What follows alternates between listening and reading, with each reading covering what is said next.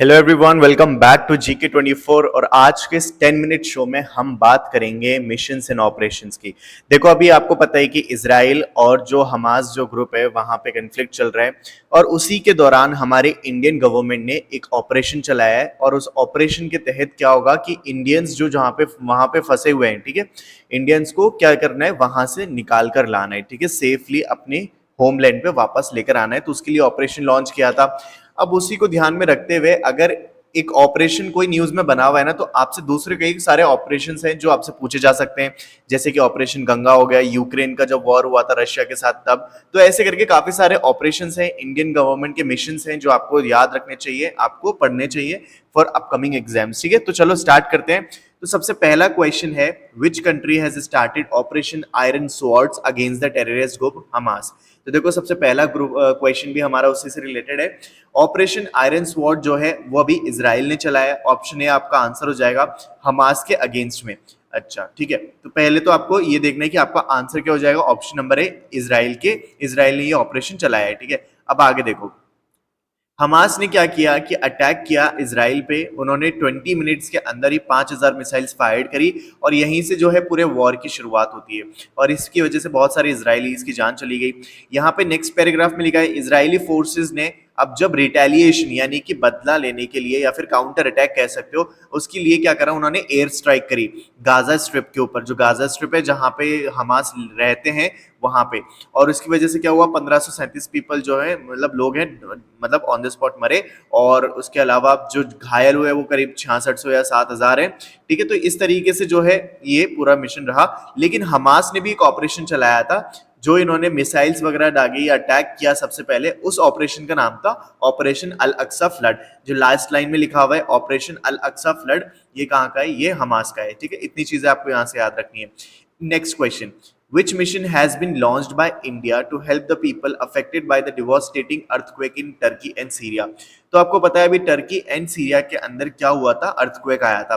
तो अब वहां पे जब अर्थक्वेक आया था तो बहुत ज्यादा डिवोस्टेशन हुआ था, बहुत ज्यादा डैमेज हुआ था। और उस टाइम पे भी इंडिया ने अपने फंसे हुए लोगों को, टर्की और सीरिया में फंसे हुए लोगों को वापस लाने की पहल करी थी और एक ऑपरेशन चलाया था। तो उस ऑपरेशन का नाम था ऑपरेशन दोस्त, यानी कि ऑप्शन ए आपका आंसर हो जाएगा।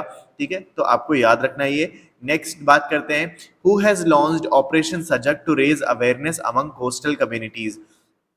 देखो, जो फिशरमैन होते हैं ना, फिशरमैन को अवेयर करने के लिए, जो कोस्टल एरियाज पे जो लोग रहते हैं उनको अवेयर करने के लिए, और बाकी दूसरी चीजें हैं जिसने टेक्नोलॉजिकली रिलेटेड कुछ चीजें समझाना, अवेयरनेस क्रिएट करना, इस पूरे मिशन का ये मतलब ऑब्जेक्टिव था। किसका, ऑपरेशन सजग का।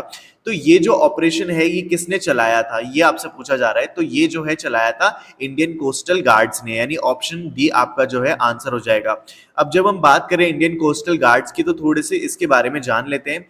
तो देखो, सबसे पहले क्या लिखा है पहले पैराग्राफ में कि इंडियन कोस्ट गार्ड ने एग्जीक्यूट किया था ऑपरेशन सजग। ठीक है, और यहाँ पे कहाँ पे हुआ था, ये वेस्टर्न कोस्ट पे हुआ था। ठीक है, नेक्स्ट है, अब थोड़ा सा हम क्या करते हैं, इसके बारे में जान लेते हैं इंडियन कोस्टल गार्ड के बारे में।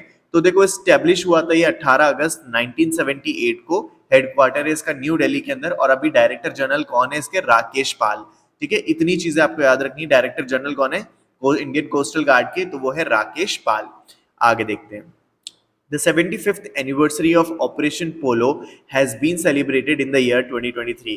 This operation is related to, यहाँ पे देखो 75वीं एनिवर्सरी जो है ऑपरेशन पोलो की अभी सेलिब्रेट की गई है 2023 में। तो आपसे ये भी पूछा जा सकता है, तो ये जो ऑपरेशन है ये किससे रिलेटेड है आपसे पूछा जा रहा है। तो ये ऑपरेशन है रिलेटेड हैदराबाद से, ऑप्शन नंबर डी।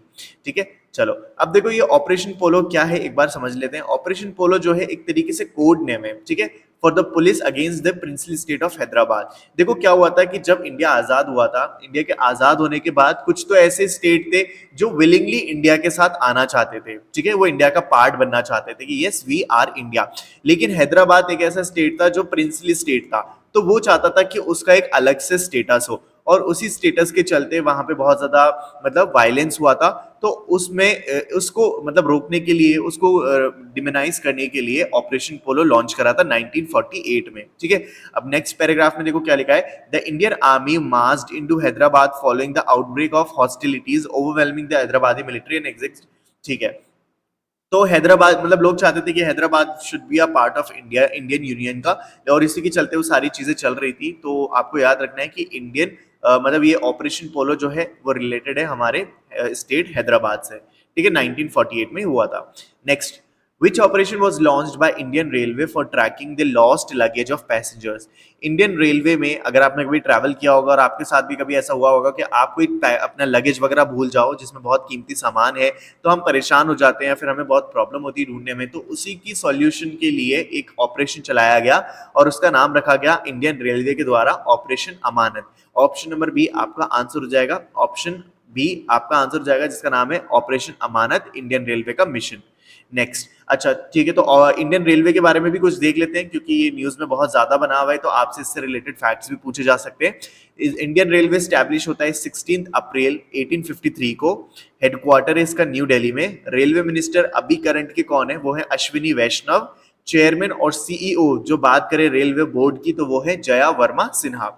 इतनी चीजें आपको यहाँ से याद रखनी है। आगे बढ़े, देखो, which operation was launched by the government of India to bring back Indian citizens and students stranded in the war-torn Ukraine to India?